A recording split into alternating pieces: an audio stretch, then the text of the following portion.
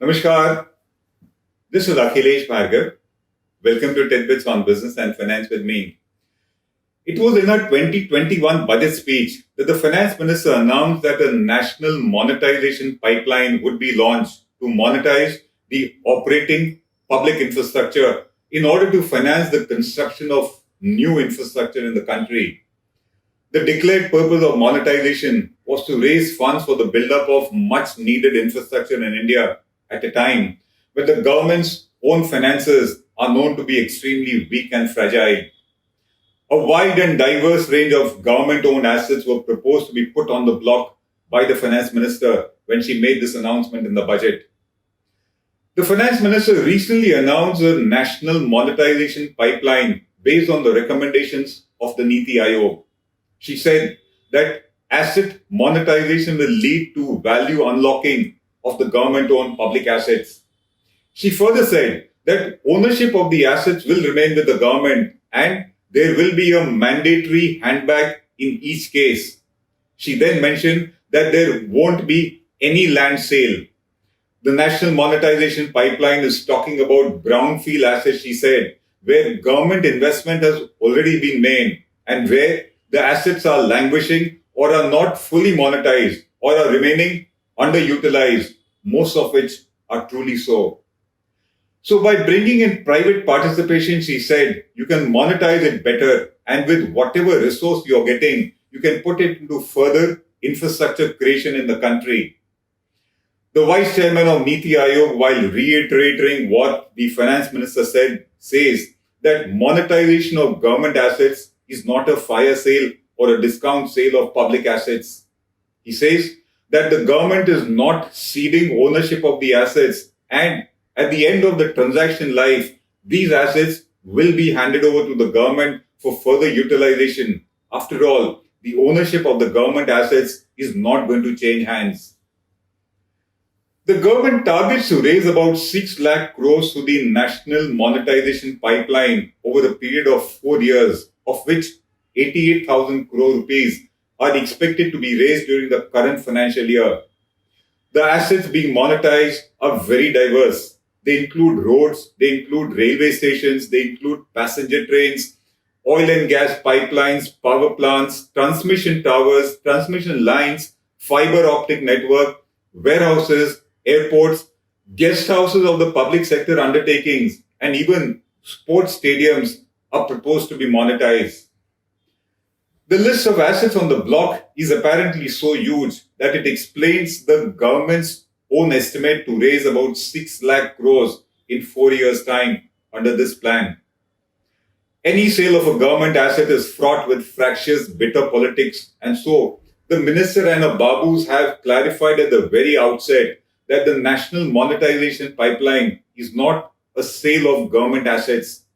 The government says that it will not part with the ownership of the assets, but will part with their user rights for a limited period under a lease or a PPP model, after which the asset will be handed over back to the government. Further, the funds raised will be plowed back into creating new greenfield infrastructure with the hope that monetization will trigger a virtuous investment cycle in the country, which is first monetize the existing brownfield government assets, then invest those funds into greenfield new infrastructure, which later can be monetized to raise further funds for infrastructure investment, and the cycle hopefully would continue with one investment feeding into another. That's the kind of investment cycle that the government hopes will get kick-started by this plan. Since privatization and disinvestment of government undertakings has been an utter failure so far, the apparent government thinking is that if you cannot sell PSUs or if there are no takers for them, then let's raise funds against the assets owned by the PSUs. If sale of an asset is not easy, then let it be leased out, at least retaining its ownership with the government itself. So while the government has not given up or abandoned its original agenda of disinvestment and privatization, the focus and priority has certainly shifted to asset monetization, as is evident from the ambitious fundraising plans which have been announced by the finance minister under the National Monetization Pipeline. The NMP plan on the surface to us looks prudent, After all, the government has had a pathetic track record of being in the business of business. And if we consider the entire portfolio of public investments in public sector undertakings, then it has been a net destroyer of wealth with a negative return on investment. Public wealth has just been destroyed and frittered away. It is not that the private sector is a shining paragon to emulate, but the fact still is that if the government chooses the right corporates to partner in its monetization plan, then it would be a much better option to manage India's public wealth than letting the government manage and bankrupt it, as we have often seen in the case of public sector banks in particular. The issues that are likely to emerge out of this monetization plan of the government are many, and let us discuss some of them. The first issue: despite its brute majority in the parliament, the government is likely to face fierce political opposition to its monetization plan. Government assets tend to be a politically emotive issue across all political parties who are bound to oppose it tooth and nail.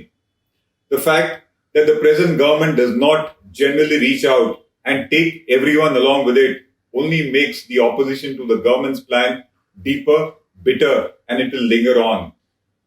The second issue: the monetization plan confirms the fact that the government has not been good at managing public wealth, and it must thus hand over that responsibility to someone else who does a far better job. The third issue: a successful monetization of government assets will open up a new line of fundraising for the government, and it could usher in a new mindset and a new system where the government builds infrastructure at first. It then leases it out to raise funds, which are then recycled into further infrastructure creation by the government. And the investment cycle goes on this way. To us, it sounds too good to be true. The next: if the government manages to raise such funds and put it back into capital expenditure and not into meeting revenue expenditure, then it will be a big reform that will lead to fiscal consolidation in India.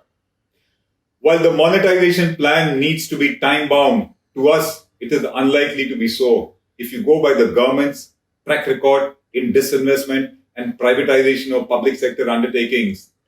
The challenges to monetization of government assets to us are too many, and they include: the first challenge to monetization.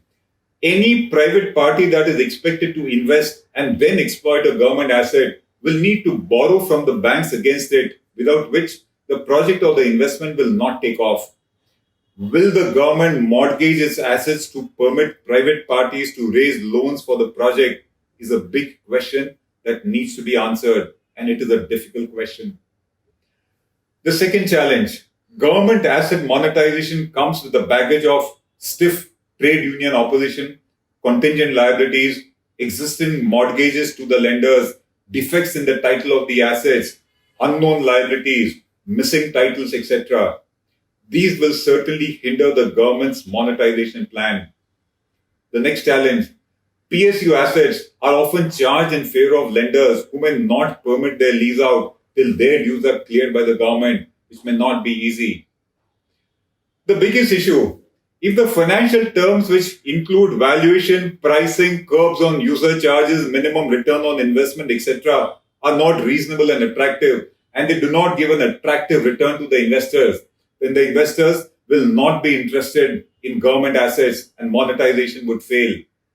Any possibility of government interference will not be acceptable to the private investors at all. The biggest risk factor in India is the government of India itself, and it will have to be kept out to get an investor in. That also to us is a big challenge. Further, in case the monetization of assets turns out to be one of profiteering by the system's chosen cronies, as we see, then it will certainly be a huge disaster for the nation.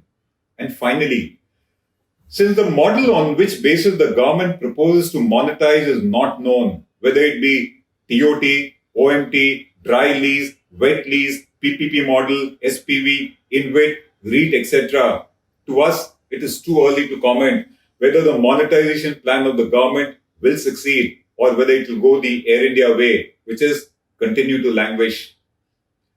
The fact is that the PPP-based monetization plan announced by the government is not some new idea, as the government may want us to believe. The actual picture, however, is that the government's monetization target is too ambitious and daunting, and going by its pathetic track record of disinvestment, it will not achieve its fundraising targets under the National Monetisation Pipeline, as has been announced by the Finance Minister. The real challenge, according to us, is that of convincing the private investor that the government will not interfere and coming up with valuation and terms of offer that reflect the ground reality and make it a reasonably attractive offer. If you look at it, whether demonetization or now monetization, in both of them, the key issue has been the same. Do not ignore the ground reality, and that has been done in fixing a monetization target of 6 lakh crores in 4 years. The government has done it again, according to us. It has ignored the ground realities and it has come up with a mega plan. To us, the plan is going to be extremely difficult to achieve. And even if it is achieved, the other challenge that will come is, will the government ensure that the funds raised through monetization are used necessarily for further capital expenditures and not for meeting its own revenue expenditure? Time will tell us. This is Akhilesh Bhargava signing off till we meet again. Namaskar.